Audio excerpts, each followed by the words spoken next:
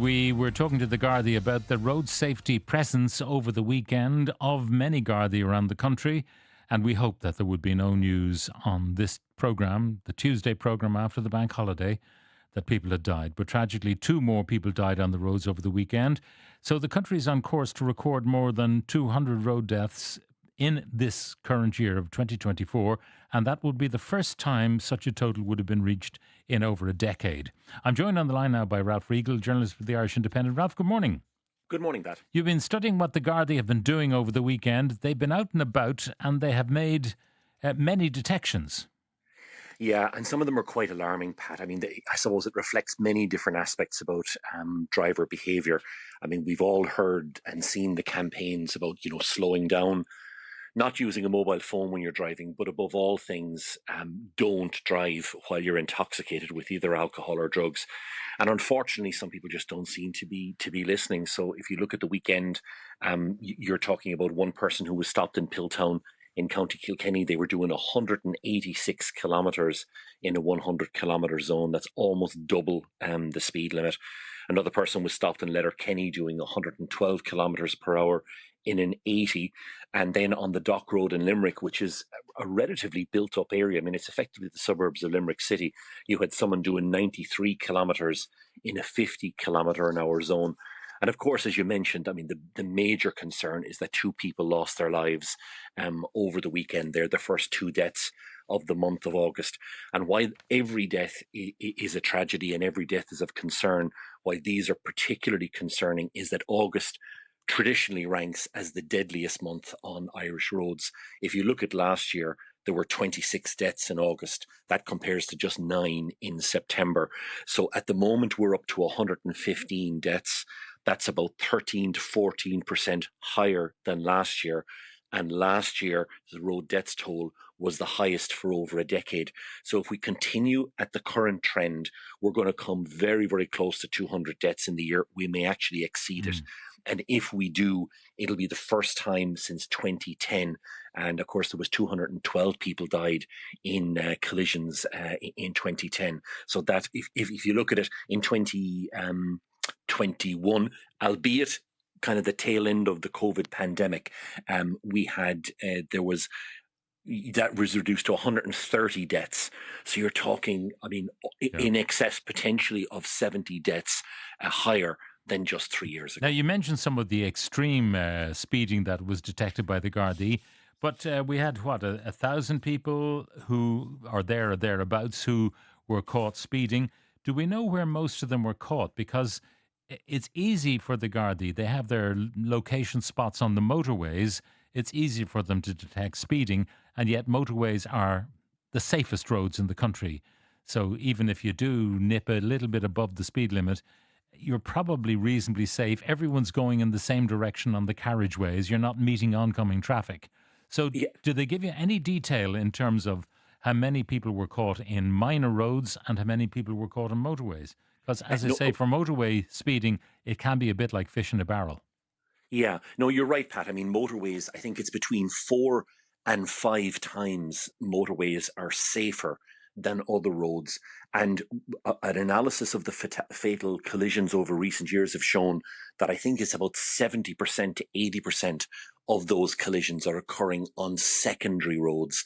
And also that the time frame is that most of them are occurring, I think it is in the early hours of the morning. So we don't have a precise breakdown in terms of the August bank holiday weekend. But what we do know is that the Gardaí were attaching special significance to secondary roads, rural roads, roads that would have, say, 50 kilometre an hour, 80 kilometre an hour, or 100 kilometre an hour speed limits.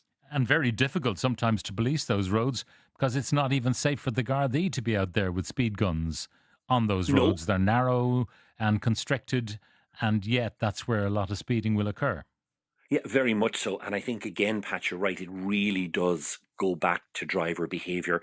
And the tragedy of, if you break down the figures and statistics in terms of people that have died on Irish roads, there's a huge number of vulnerable road users. So we're talking motorcyclists, we're talking bicyclists, pedal cyclists, and pedestrians. And of course, another major cause for concern is that just over the past 7 weeks, we've had 3 deaths involving e-scooters, and every one of those deaths involved a young person. So I think there's significant issues in terms of driver behaviour. There's other issues. I mean, I know Park Road Safety Group have been campaigning for increased resources for the Gardaí. If you go back about 14 years ago, there were in excess of 1,000 personnel attached to Garda road policing units. We're now talking slightly more than 600. So I think enforcement is an issue. Regulatory change is obviously going to be an issue in terms of closing loopholes. The very fact that people can drive on learner permits, repeatedly applying for them Yeah. year on year without actually sitting a driving test, Yeah, is a factor. that is going to be addressed in Yeah. recent days. That's been announced. Now, 127 people were arrested for driving under the influence of an intoxicant. Did the Gardaí break down how much of that was alcohol related, how much of it was drug related? I don't have those figures as yet, Pat, but what we certainly know is that there's major concern within the Gardaí on the basis of the fact that, I mean, drug testing is relatively new. It's really only come into commonplace usage in the last kind of 4 to 5 years, thanks to new technology that's been rolled out to the Gardaí. And the concern is that drug driving is almost matching drunk driving. So despite however many years of campaigns about people not getting behind the wheel while intoxicated, there certainly does seem to be a major problem rearing its head in terms of the number of drivers who think it's perfectly okay to get behind the wheel while under the influence of drugs.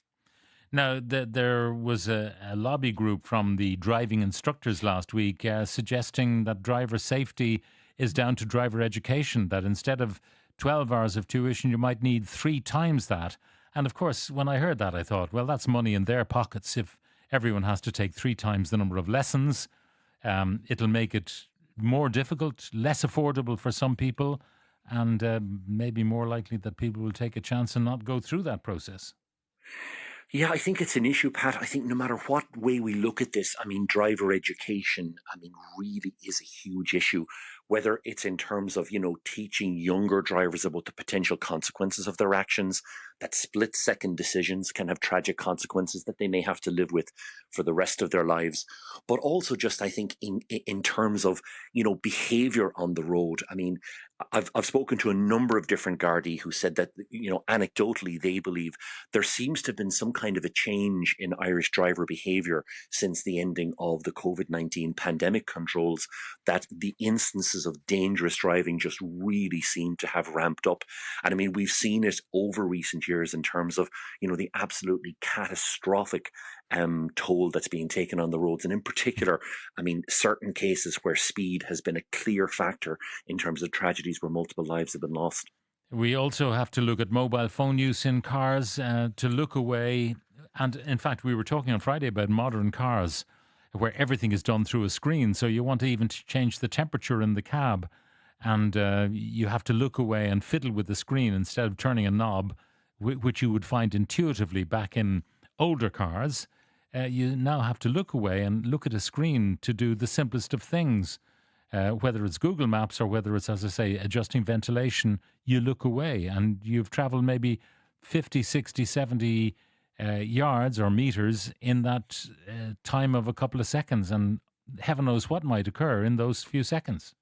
Yeah, it is, Pat. And it's, it really, I think what road safety campaigners, what education groups, what charities are trying to get across to people is that just a split second can have catastrophic consequences, which you as the driver are going to have to live with. If you don't lose your own life in the collision, you're going to have to spend the rest of your life living with the consequences of what happened.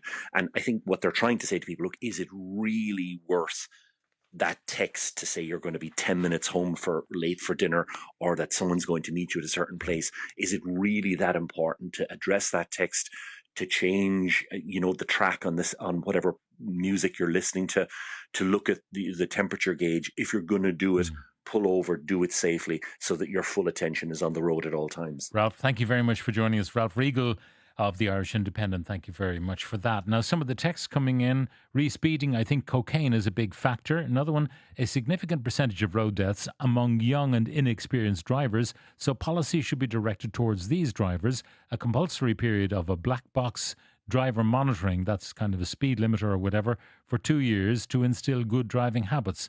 A simple end plate is an admission of inexperience and does nothing to embed good driving behaviour in new drivers. That's from Eamon in Cork.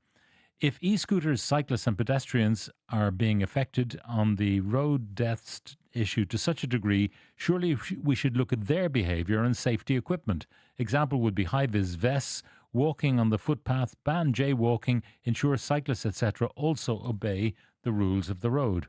I live in rural Carlow. 5 to 10 years ago, I would think nothing of walking the 2 miles to the local village. I wouldn't do it now. Every day, a cacophony of loud exhausts, cars being driven beyond the speed limit. This is in broad daylight, not just in the small hours, as it was years ago.